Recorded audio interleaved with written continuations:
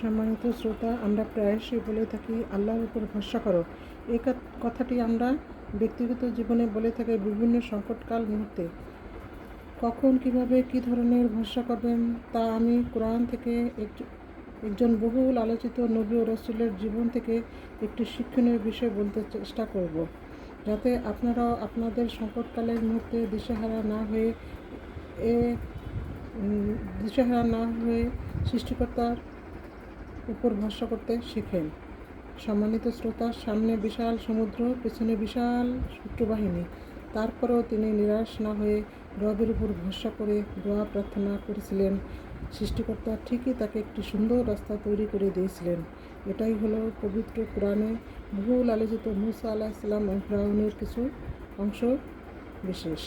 যা হোক, আপনারাও জীবনের যে কোনো বিপদ আপদে ও সংকটকালে দিশেহারা না হয়ে, হতাশ না হয়ে সৃষ্টিকর্তার উপর এইরূপ নির্ভুল ভরসা করা শিখুন।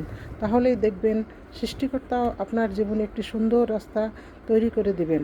সবার জীবন সার্থক ও সুন্দর হোক এ প্রত্যাশায় ভিডিওটি ভালো লাগলে অন্যকেও শোনার সুব্যবস্থা করে দিন। ধন্যবাদ সবাইকে।